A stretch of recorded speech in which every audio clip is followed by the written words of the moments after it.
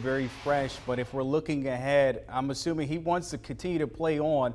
Is there any opportunity out there? I think we can both agree that Cam is better than most of these backups across the league, but is there any chance he can land somewhere in the next coming days before the season starts here? You know, it's difficult for me to imagine that he wouldn't end up on a team. Obviously, a team wouldn't want to have to guarantee his entire salary for the 2021 season, so it's not going to surprise me if Cam Newton hangs out there for a couple of weeks until we get into week 1 or really into week 2, where a team can sign him and it's sort of a pay-as-you-go sort of plan. You know, there's no team out there with obvious injuries to their starting quarterback that would bring in a Cam Newton. You know, you look at the backups, and yes, he is better than most of the backups, but it's not always about that. That's a big personality that you're going to be bringing into an NFL locker room. And a lot of teams, right, wrong, or indifferent, may not want to do that with a young quarterback that they're trying to establish as the starter, for example. That may be too much pressure on the guy that they plan to start. Again, may not be the best thing for the football team in terms of wins and losses, but that's sort of the thought process, if you will, in the NFL. So I'm interested as anyone to see where Cam ultimately winds up. I'm not at all going to be surprised, again, if it takes a couple weeks. You look around the NFL and you look at let's say a Nick Foles, for example. He's having a tough time. The Bears are having a tough time finding a landing spot for him, even if they take on so much of his contract, that guaranteed money, even trading him for a conditional 6th or 7th round pick.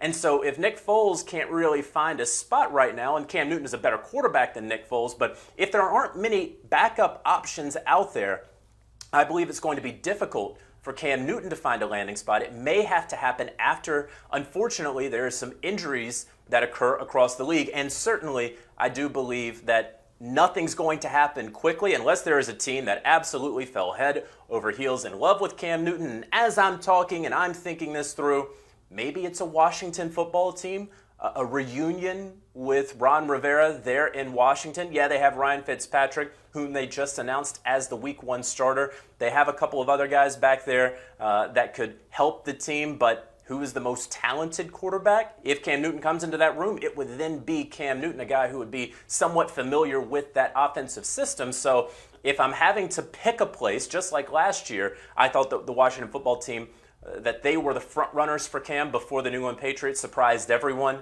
there in June with that signing. I would have to say, again, the Washington football team would be at the top of the list for teams that could acquire Cam Newton. One of those wait and sees, of course, Cam, the biggest domino. Before we get to the cuts at 4 p.m. Eastern today, Jonathan Jones, appreciate your time with the breaking news of Cam Newton being released for the New England Patriots. Couple of teams that might be interested in him. The Washington football team, of course, JJ mentioned that as well, and Pittsburgh in there. Which team in your mind is the first one to make that call to Cam? That's a tough question because obviously we're in a situation now, we're 2 weeks away from the regular season. So are you calling him to be a backup, or are you calling him to come in and be a guy that can start? If you're looking at the Texans and their situation, could he come in there and beat out Tyrod Taylor? Sure he could.